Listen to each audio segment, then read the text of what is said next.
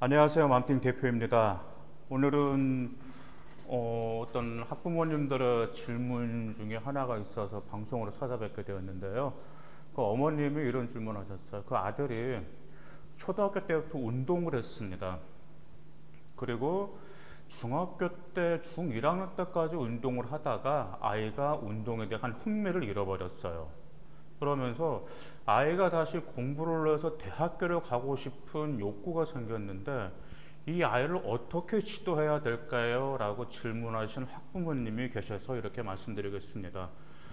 아마 요즘에 이제 운동으로서 성공하는 스타들이 굉장히 많다 보니까 아이들이 뭐 축구라든지 야구라든지 초등학교 때부터 많은 열의를 키우고 있는 건 기정사실이에요. 그런데 그 운동에 대한 그 열의와 열정이 쭉 고등학교, 대학교 때까지 계속 이어지면 상관이 없지만 종종 모든 아이들이 그렇지가 않습니다. 어떤 아이들 같은 경우는 중학교 혹은 어떤 아이들 같은 경우는 고등학교 올라가서 갑자기 공부하겠다라고 마음먹은 아이들이 생각보다 많이 있습니다. 그러면 그런 아이들을 어떻게 지도해야 될까요? 먼저 아이가 중학교에 올라오면서 운동에 흥미를 잃어서 다시 공부를 시작하겠다고 하면 정말 어디서부터 시작해야 될지 매우 막막해 하십니다. 그건 사실이에요. 왜냐하면 초등학교 때부터 운동만 몰두했기 때문에 아이들이 공통 학업 능력이 너무나 부족합니다. 그래서 기초적인 학업 능력, 뭐 수학이라든지 영어라든지 과학, 모든 과목에 있어서 기초가 아예 없기 때문에 그 아이를 어떻게 잡아야 되냐 그러는 거죠. 심지어 어떤 학생들 같은 연산에서 뭐 약분이라든지 분수조차 어려워하는 그런 아이들도 제가 종종 본 적이 있었습니다. 그러면 이런 아이들을 어떻게 해야 될까요? 이제 어머님들은 그러면 아이가 공부를 하려고 하네 그러면 뭘 찾죠? 학원부터 찾아요. 그런데 그런 아이들이 학원에 가서 아주 좋은 결과를 본 적이 있을까요? 저는 지금까지 본 적이 없었습니다. 일단 그 학원 같은 경우는 항상 이제 수업을 나가는 스타일을 봤을 때 물론 일단 아이의 성향에 맞춰서 뭐 잘하는 아이, 못하는 아이, 그 다음에 중간 정도 되는 아이 그렇게 나눠서 물론 그룹별로 수업을 나가긴 나가죠.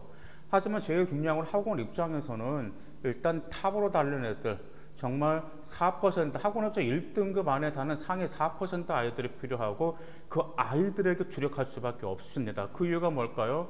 학원 입장에서도 매년 우리 학원에서 뭐 특목고를 보냈다, 자사고를 보냈다, 아니면은 뭐 스카이 대학교를 보냈다라는 게 매년 그런 결과가 나와야지 학원 입장에서도 홍보 효과가 있고 그 다음에 아이가 더 몰릴 수가 있습니다.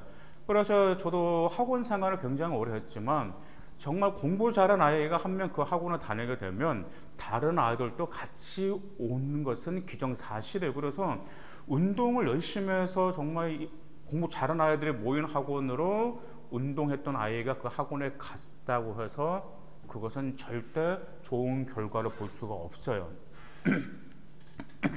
그러면 어떤 방법이 좋을까요?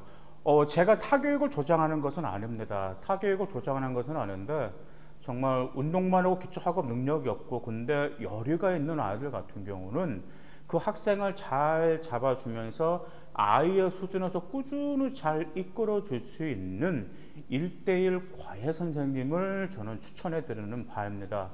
물론 과외라고 하면은 사교육 조장이다, 뭐 선행학습이다 라고 말하는데 이런 아이들 같은 경우는 아니거든요. 왜냐하면 이런 아이들의 약점, 어떤 면으로 학업에 부족한지 국어, 수학이나 영어 같은 거 그 학업에 무엇이 부족한지를 정확히 집어서 그 부족한 점을 채워줄 수 있는 사려 깊은 선생님이 필요합니다.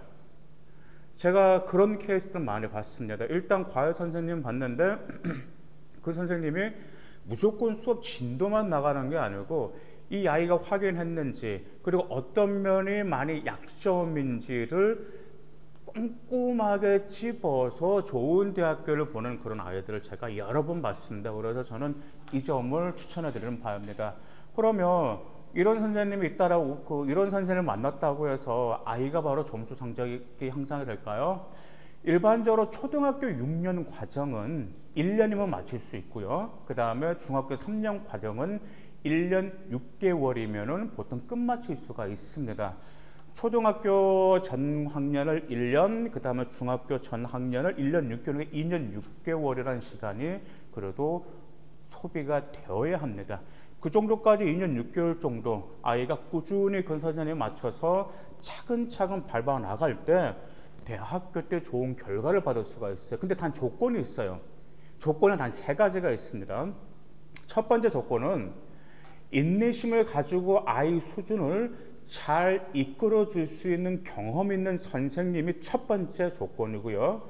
두 번째 조건은 아이가 선생님의 지도를 그대로 따라야 합니다.